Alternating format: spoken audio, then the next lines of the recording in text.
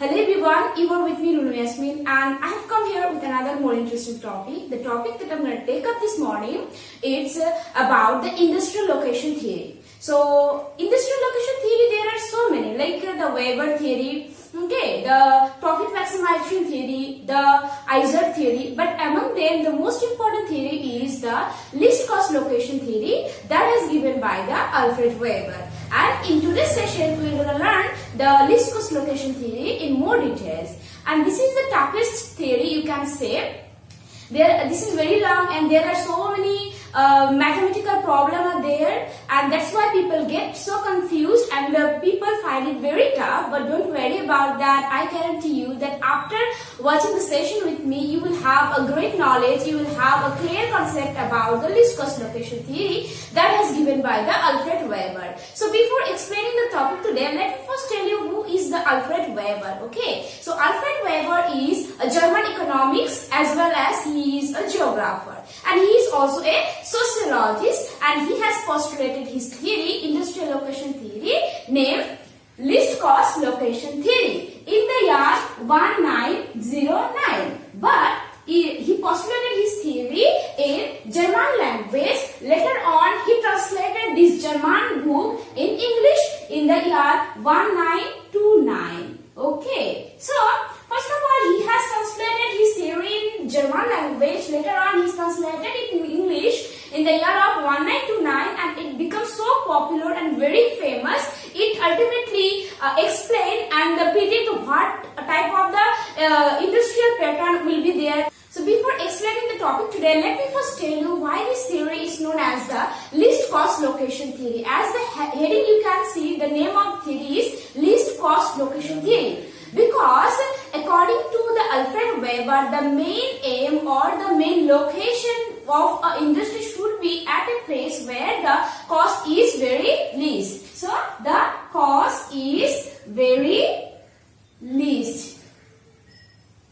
So the cost is very least means it can be the transport cost and the labor cost, means the cost should be very least, so that this is the place where the industry should be established. That is why this theory is known as the least cost location theory. And before explaining that topic, Weber has given some assumption, means what type of area or the zone will be there, okay, where the industry will be growing. So there are some assumptions and there. First, let's have a look the assumption that has given by the Alfred Weber. Then we'll be discussing the topic in very detail. Okay. Well, there are some assumptions that has given by the Alfred Weber. Now have a look the first one. First one is the constant physical factors. Now understand what is the physical factors. Physical factors means the soil type, the fertility of the soil, the topography, like the landscape, either it is hilly region or the mountainous region or the plain region. Okay, so these all are the height of the land, all are under the physical factors. So according to the Alfred Weber, the area where the industry will be located, there the physical factors will be same, means same type of the soil will be there, and the elevation, the topography, all are the same. The next is the homogeneous area. As I already mentioned there, the physical factors will be the same. That is why the area, the physical factors also same, as well as the political background. Political background will also be the same. That is why it's known as the homogeneous area, means the area will be homogeneous in nature. The next assumption is the equal transportation cost, means throughout the area, everywhere the cost of transportation will be the same. Suppose this is A point, this is B point, and the distance between A and B is 2 kilometers. In the same way, this is X point, this is Y point, and the distance between X and Y is 2 kilometers. Then if the transportation cost is 2 rupees here, then obviously the transportation cost will be the same, means 2 rupees here. So that is why he told that the area where the industry will be located, there the transportation cost will be the same. That is why it's known as the transportation cost, equal transportation cost. Then he told that the transportation cost depends on the weight and the distance. As this is 2 kilometer, the distance from A to B is 2 kilometer and X to Y is 2 kilometer. That is why the cost of the transport is same. So the transportation cost depends on the distance and the weight of the raw material, or it can be the finished product. So this is the fourth assumption that is given by the Weber. The fifth assumption is the fixed and the immobile labor. So according to the Weber, the area where the industrialization process will be going on, there the available of labor will be there. Means the labor are very easily you can find, and also it is fixed labor and immobile, means the labor will not go any other place. This is constant. Okay, so this is known as the fixed and the immobile labor. And the next is uniform demand. Suppose this is A market, this is B market. If in the A market there will have 6 iPhone, the demand of A market will be 6 iPhone. In the same way, the B market will also have the same demand, like 6 iPhone. Okay, so that is why he told that the demand is uniform, means the equal. So that is why it's known as the uniform demand. The next is the perfect competition. The market there will be the perfect competition. So that are the some assumption that has given by the Weber, and on the basis of that he has postulated his theory. Now let's have a look the postulation of the theory.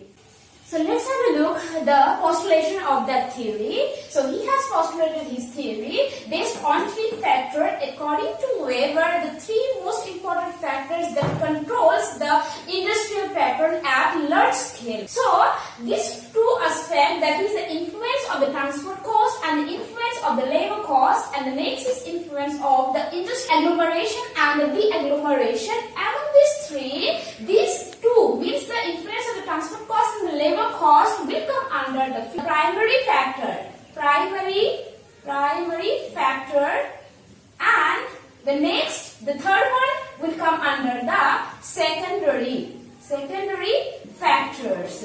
Okay, and in case of the primary factor, he has given the most important or the more important to the transportation cost. According to him, that if the area where the transportation cost is very minimum or very least, this is the perfect place where the industry should be located, and that's why he has given many mathematical concepts to explain the transportation cost. How does the transportation cost affect the location of an industry? So let's have a look the first one, then later on we'll be discussing this 2, and this 2 is very easy to understand and very simple and very short, but the transportation cost is very long.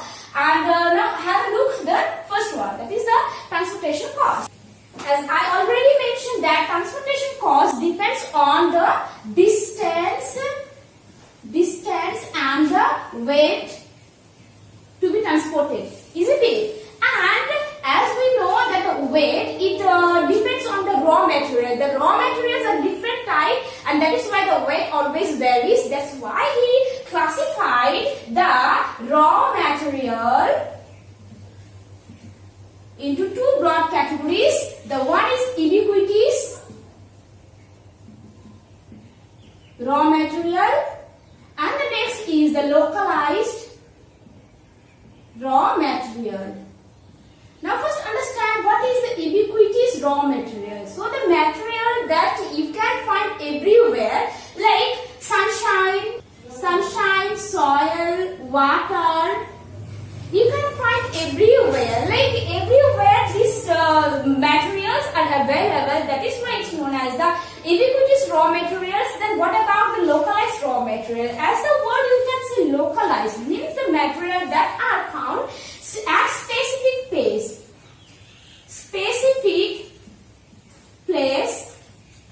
This type of the raw material will be known as the localized raw material. And for example, the petroleum, gas, the coal, that are known as the localized. You cannot find everywhere the petrol, isn't it? That is why it's the localized raw materials. And again, and among these 2, the localized raw material play a vital role to find out the industrial pattern. That's why he classified classified the localized raw material again into two groups. One is pure raw material and another is impure raw material. And this pure raw material, also known as the non-weight losing raw material, and the impure raw material, also known as the weight losing raw material. So what is the pure? Means the materials that are not weight losing. Suppose 1 ton cotton, if you process this cotton, it will produce 1 ton, isn't it? This means there is no loss of the weight. If the raw material will produce the same amount of the finished product, will be known as the pure and non-weight losing materials. And what about the impure? If the material during the processing it will lose some of its weights, it will be known as the impure or the weight losing raw material. For example, 2 ton sugar beets, it will produce 1 ton sugar. This means here is losing some of its weight, 2 ton to 1 ton. It will produce 1 ton only. That's why it's known as the impure or the weight losing raw materials. And these impure raw materials plays a vital role to identify the industrial pattern. So after discussing the type of the raw materials, the Weber give a mathematical calculation for that to identify the different type of the raw materials, and that is known as the MI. And full form of MI is the material index, and the formula of MI is the weight of localized raw material and the weight of finished product.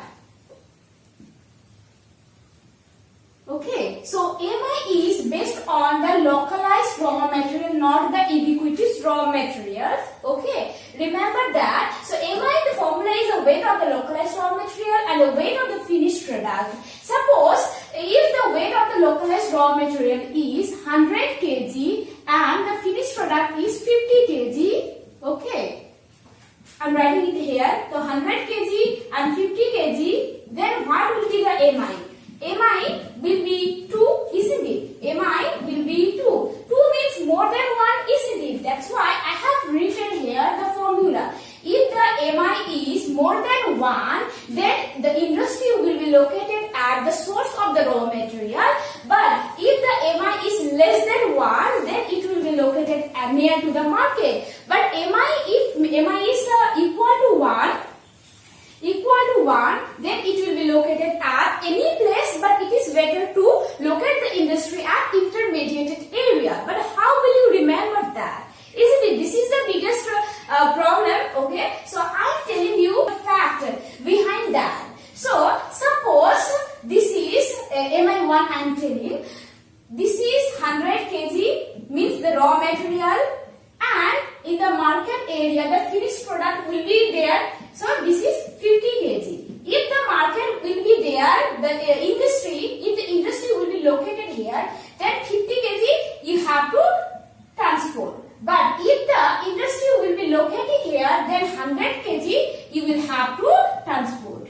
Isn't it? Then what is the more beneficial area? Obviously the source of the raw materials, because only 50 kg you will have to transport here, and that's how it will decrease the cost of the transportation. That is why this is the reason behind the MI1. If the MI is more than 1 means 100 kg divided by 50, there will be the 2 means more than 1, then the industry will be located at the source of the raw material. But on the opposite side, if MI is less than 1, then obviously the industry will be located at the marketplace just opposite of it. But MI is equal to 1, then it can be located everywhere, but it is very beneficial to locate the industry at intermediate area. So So this is all about the MI calculation that has given by the Weber to find out the different type of the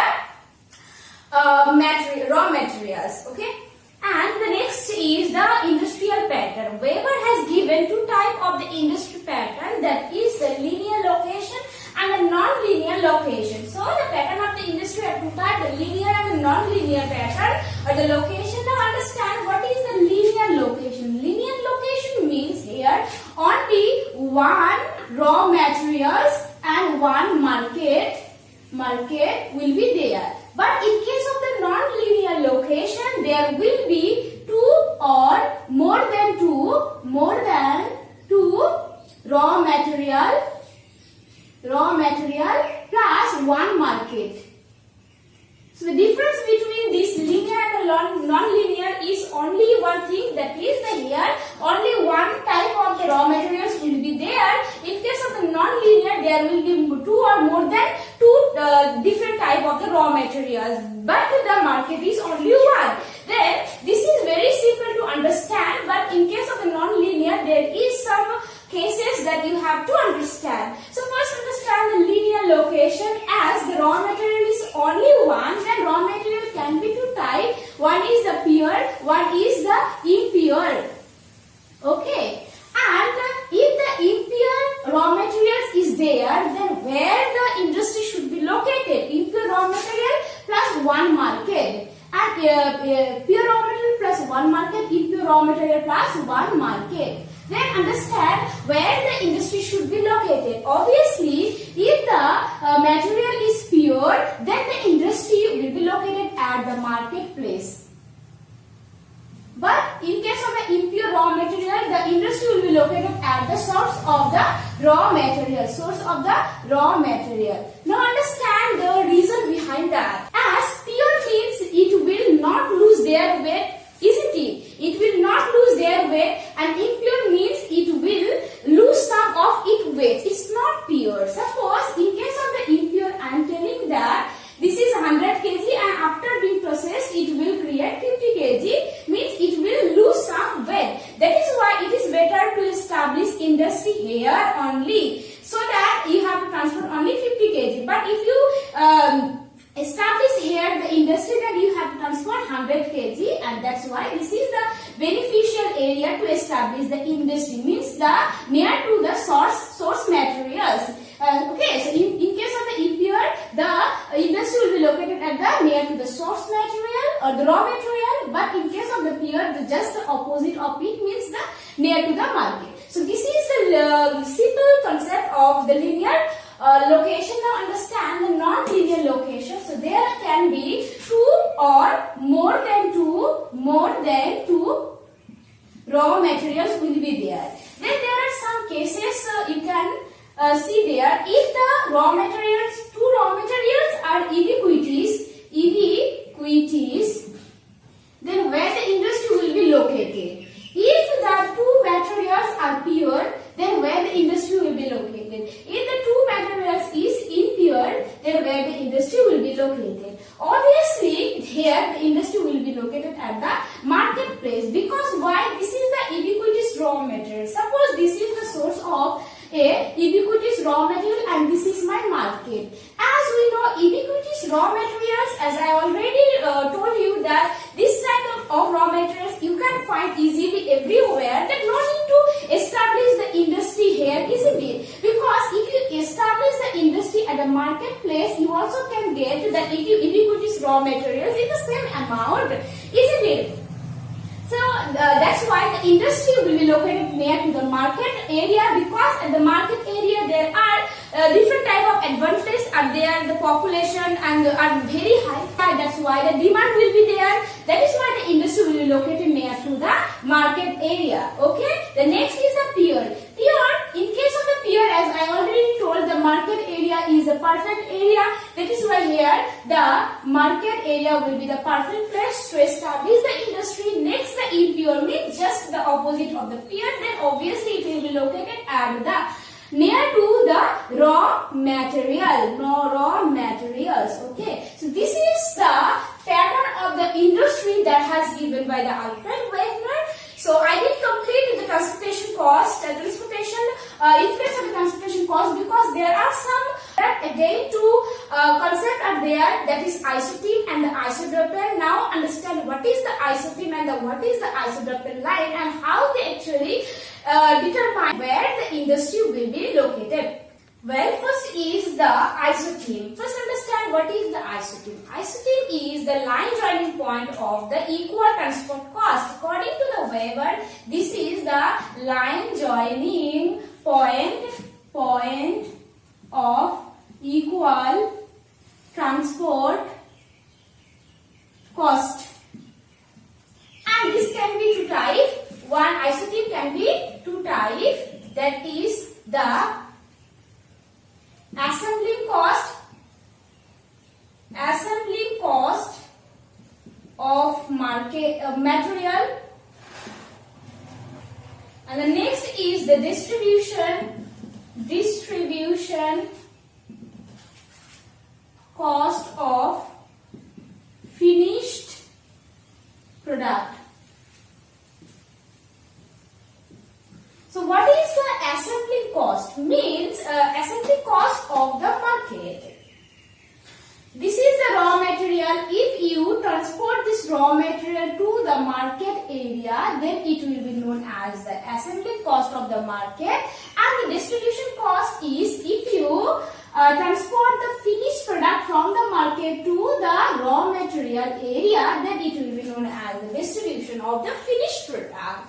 So to identify these two types of the transportation cost, he has given two diagram, and that is very important to understand.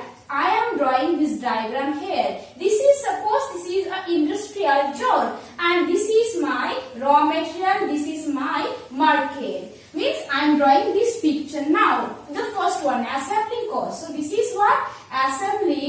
Assembling cost of the material, and this is the 0 kilometer, means this is the source of the raw material. And if you transport the raw material to the market area, then if you go 1 kilometer from the raw material source, you will have to pay 1 rupees, for example. Then if you cross the 2 kilometer, you have to pay 2 rupees, then 3 rupees. So it will be going on and on. This is the line that describes that the assembly cost means the cost of transportation from the raw material to the market area. Now the next diagram is, this is a raw material and this is the market area. If I transport this material, finished product from the market to the raw material, means I am drawing this picture with second. This is the distribution cost. So this is distribution cost of the finished product. It will take 1 rupees, 2 rupees, 3 rupees, isn't it? So this line, this imagination line is the line joining point of equal transport cost according to the Alfred Weber. This is the line, it's known as the isotope. And if I mix two diagrams, there will be produced a new imagination line. For example, I am writing it here. Like this is the industrial zone and this is the raw material, this is market. Okay, means I am drawing this picture here. If I draw it here and if I draw it over it, then the line will be intersecting, isn't it? And this intersecting line will be produced again a new line. Like this is the intersecting point, isn't it? If you draw it carefully with the help of the scale, then you will have the greater picture of it. Like the intersecting point, if you add it like that, you will have a circle type of the line, and this line is known as the isodropin. Now understand what is the isodropin. So isodropin is the line joining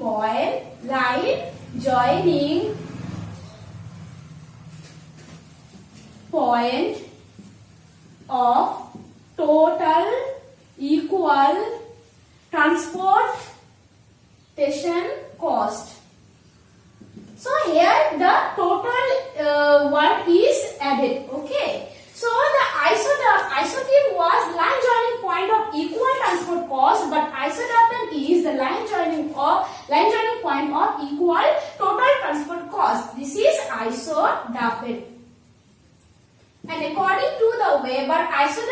area, this is the perfect area where the industry should be located so that it will be very beneficial area. Okay, so this is all about the influence of the transportation cost. Now let's understand the next factor, that is the influence of the agglomeration and the de-agglomeration. Okay, so this is very simple to understand. According to the Alfred Weber, if in an area there the different type of industry will be growing there, then this is the perfect place to establish the industry. Suppose this is a industry named A industry, this is B industry, and this is C industry. If 3 or more than 2 means different type of the industry will be growing at the same place, then this overlapping area will be the perfect area their industry should be located, and this is the beneficial area. Okay, so this is about the agglomeration. Okay,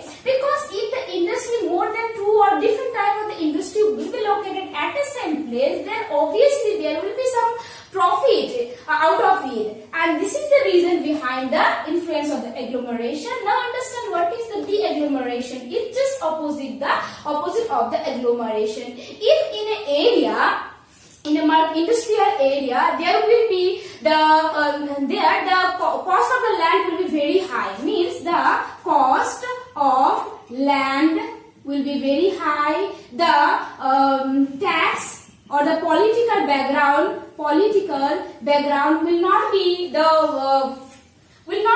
suitable. Then obviously the industry will remove the location from here to outside, and this is the process is known as the de-agglomeration. Then what are the factors that affect the de-agglomeration process? This is the cost of the land, if the cost is very high, and the tax and all that. Okay, this is about the agglomeration and the de-agglomeration process. Now understand the next is the influence of the labor cost. Next or the last factor, that is the influence of the labor cost. So to describe the labor cost, how this labor cost influence the industrial pattern at a macro scale, he told 2 aspects or the 2 concept about that. That is the index of the labor cost, and the next is the critical isotope. Now understand what is the index of the labor cost. So this is according to the Weber, unit per labor cost